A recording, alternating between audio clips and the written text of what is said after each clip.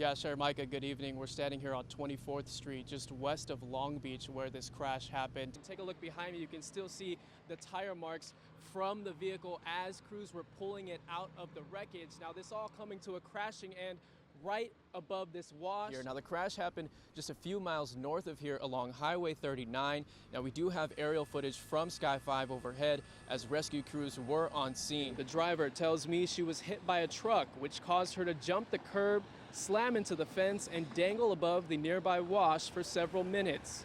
I think we were just both scared that it was gonna tilt back and that we were not gonna be able to have control of it. I was just in shock. I just saw the car trying to turn and we were just going straight, and then the crash happened. LA County fire crews deploying their search and rescue teams to pull the teens out of the car before hoisting the vehicle back onto the road. As this investigation continues, we're told that they're busing people to and from those stations, so if you do have to take the A line, be prepared for delays. CHP tells us the call came out just after 4 this afternoon. They arrived and pronounced at least 3 people dead on scene. 2 others have been transported to an area hospital. We still don't know how many people in total were in both vehicles. We're told this was an LA County Sheriff's rescue helicopter. A total of 5 occupants were inside at the time of the crash, all of which have been transported to a trauma center where at least 1 person remains in critical condition. It's not every day you get the chance to play for a championship title, let alone get to do it in your home stadium. But the talented and determined Northview Vikings did just that Friday night at Covina District Field against the St. Anthony Saints in a Division X showdown.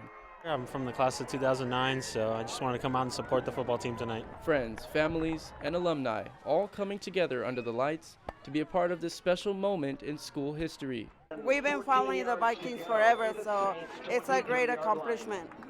And after 4 quarters of competitive football, it was time to celebrate. The Vikings sealing the deal in home fashion in a 27-20 victory over the St. Anthony's Saints to become the CIF Southern Section Division X champions.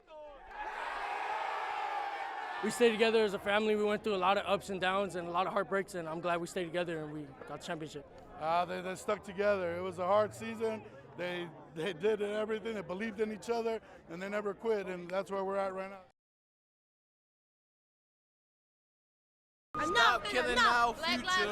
The city of Baltimore provided free buses for 3,000 students to travel down to Washington, D.C. Everybody shouldn't be able to get a gun just because they just want to.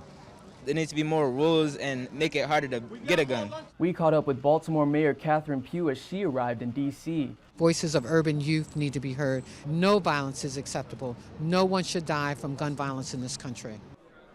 16-year-old Diamond Oscasio traveled overnight by bus with the Chicago organization Brave, a peer-led violence prevention youth council.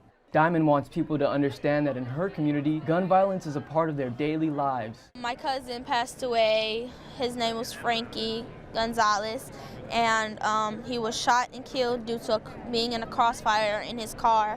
He was shot in the head. The Parkland kids, for them it was just that one moment. And with us, every day someone dies or a few people die due to gun violence. For us, it's forever, and it has been forever. No more silence! We know our facts. We're doing our research, and we will keep standing up for what we believe until what we believe comes true. For PBS NewsHour Student Reporting Labs, I'm Tinoco in Washington, D.C.